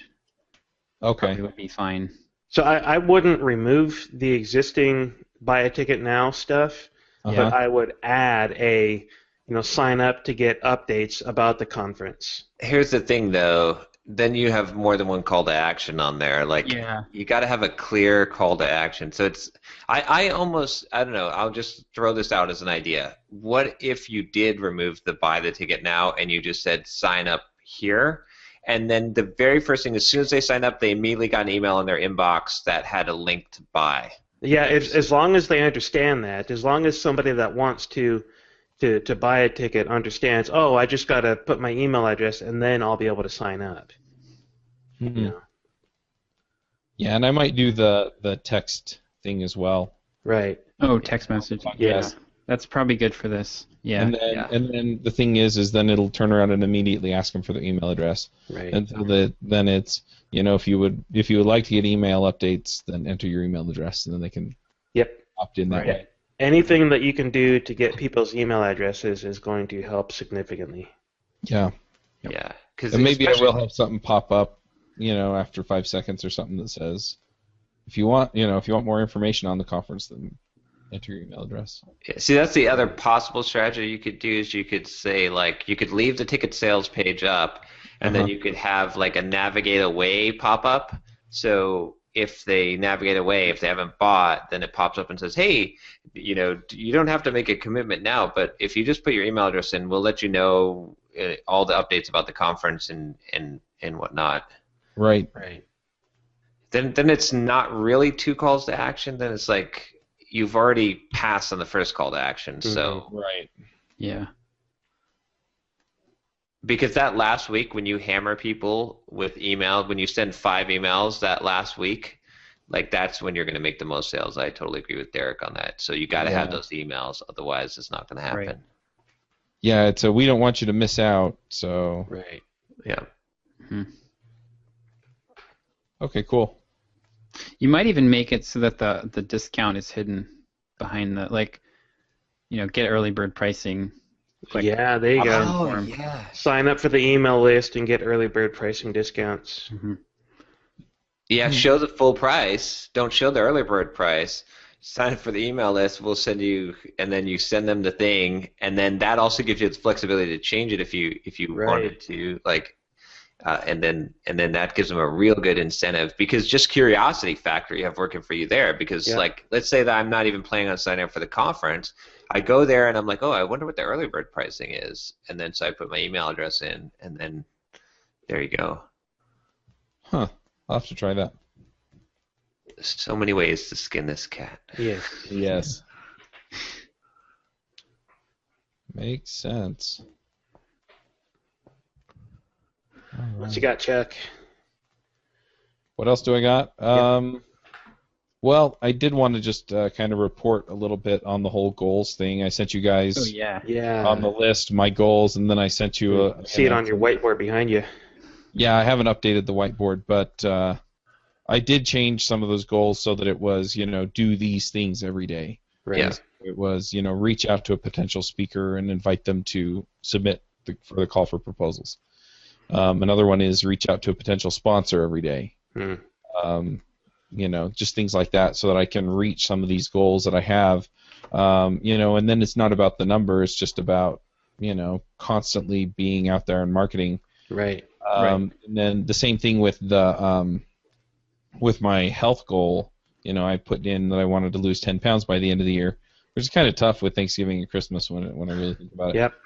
But instead, it was tracking my calories and working out every day and things like that. And so I think a lot of this really is just going to boil down to building habits. Yep. And I have to say, John, that your video was awesome. Oh, thanks. So, thanks. Maybe we can link to that in the show notes or something. But so I actually went and signed up for Kanban Flow. It's free. I think you can pay if you want more features, or I don't know exactly what you get, but anyway, so I just set it up like yours and been playing with it. And I think the thing that's always been missing for me, because I tried Trello, and then I've tried a whole bunch of other ones. I've tried OmniFocus and things like that. But the issue with them was that it's just the to-do list, the task list, and I have to go open it up in order to use it. And so I open it up and I pick something to do, and then I go do it, and then I forget to come back and open it up. So I come back and I'm kind of lost.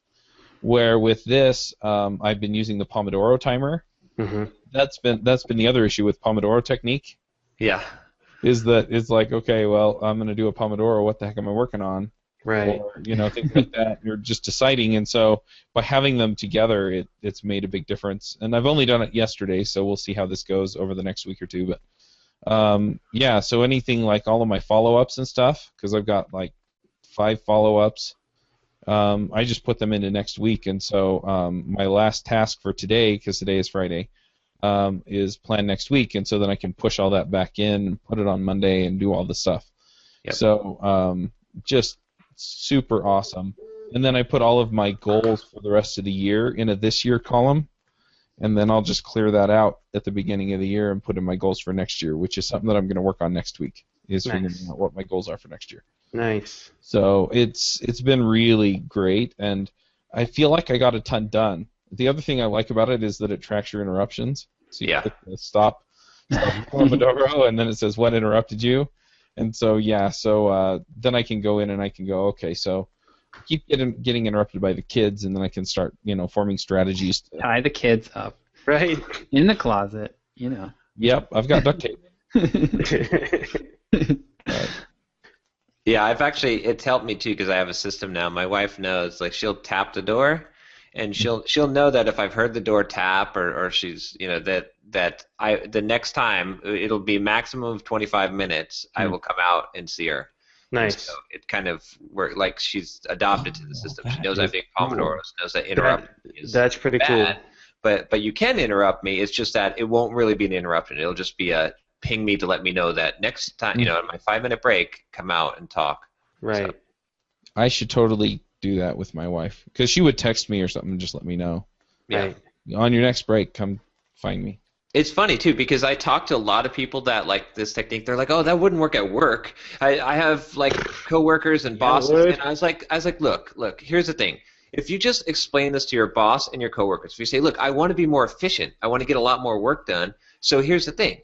The worst that'll ever be is that you'll have to wait 25 minutes to talk to me, and I will come and find you. Like, if you explain this to people and explain how it's going to make you more productive and say, let me try this, and, I'll still be there if there's an emergency. Right. I think that most people can actually apply this in a regular job. It's just they don't want to, right? They want to make uses. So I really think that you can apply this technique. Oh, yeah. It's a lot more wearing to work somewhere where you're not getting interrupted because you actually work the whole time. Yes. Yeah. So. Yeah, I mean, with my client work that I do, I purposely go down to their office, not because it makes me more productive, as far as being able to work. I can work perfectly fine from my home office here, but I go down there because it focuses my work. I am sitting in their office. I am doing their work. I have fewer distractions when I'm focused on their work in their office than I do when I'm sitting at home, and I have the option of doing so many other projects. Yeah. Yep. Yeah, absolutely. So focus is tremendously important. Yeah. So anyway, back to the conference. I was asking about sponsorships. I have no idea what to ask for sponsorships. Is there a good way to figure that out? Look at other conferences. That's what I would do. I mean, I sponsored November as Watch Me Code, and I paid $1,000 for the bronze level. I think it was like 1,000, 2,500, 5,000, and 10,000 were the levels, which is kind of typical for conferences, for physical in-person conferences that need those kinds of expenses. I don't know. I mean, you might be able to get away with cheaper since yours is all virtual, but having multiple tiers like that and spelling out what people get for their sponsorship is important. I really wanted to pay for a higher level sponsorship, but I couldn't afford it. And that was okay. I did pretty well for what my sponsorship level was because I just continuously spammed the crap out of people at the conference. But it's give people multiple tiers, give people options. Don't make it too many options though. Yeah. That's the whole paradox of choice. If people have too many options, then they won't choose any of them. Yeah, I was looking at 3 or 4 levels. So. Yeah.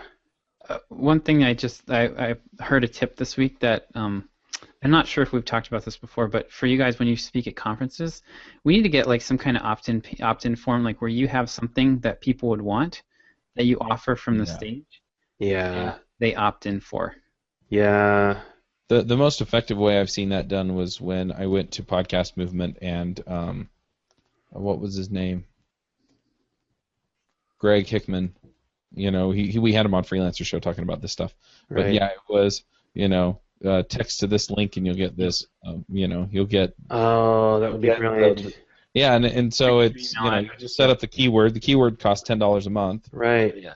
Your overall account costs, I think, $20 a month or something for the lowest tier. And so so then it's like, hey, if you want my slides, text to, or hey, if you want. I built a little cheat sheet on this or something, text to this link or whatever. And I've actually thought about doing that on my shows.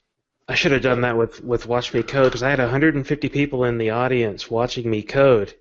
Yeah. I mean, and I even mentioned Watch Me Code a number of times at the beginning and the end, and that would have been like not to say, hey, if you want my slides or if you want this video, but to say for my sponsorship, like, hey, if you guys want some free episodes because I put up a bunch of free episodes for my sponsorship, and a lot of people watched them. And I should have done, if I'd done something like that, that would have been brilliant, because then I could have captured email addresses and given them the episodes over a campaign period. And the thing about those people is those are some of the highest quality leads you're ever going to get, because that's true. They've traveled, they have gone somewhere with their physical body. Right. Not just click to a web page, they've gone somewhere, paid money to do it. So they're, those are going to be like red hot. Yeah, that's brilliant. I'll have to do that next time.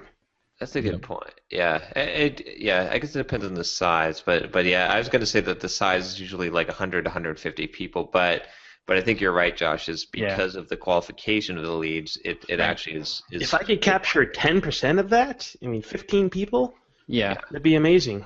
Yep. I know when I talk, I don't sell. I've heard of like people getting 60-70% opt-ins with this. Have a good giveaway. Right. Mm-hmm. Yeah. Well, and I thought about doing that on the podcasts, is, just saying, hey, we had this episode a few weeks back. I took a lot of the advice in there, did a little bit of my own research, and I put together this, 2-page thing. Mm-hmm. Right. So text blah, blah, blah to the, and then they're on my list, and then I can tell them, hey, I made another thing, here you can have it. Or I can say, hey, I'm working on this, whatever, go sign up. And... it's like, hey, I'm giving you value and more value and the picks would be the picks might be a good candidate for that too, because I can't tell you how many times I've listened to your show and then gone like, I have to remember that. I have to remember to go figure. I missed the name of whatever it was, and I have to go look at that later. And cool. Yeah, I've thought about doing that too, where they essentially, because you can have it post to some random endpoint, and so I could just have it post to an endpoint when so they text their email, or they text like pics to some number, and then what's your email address? Okay, what show did you want the pics for? Mm-hmm. And so then they can then you have the code or what show, so they can type in Ruby Rogues or JavaScript Jabber or whatever, and then which episode number, and then it hits that endpoint and it says, okay, it's in your inbox. Mm-hmm. But then I get their email addresses. Right. Exactly. Yeah. Man, you guys are going to ruin my weekend.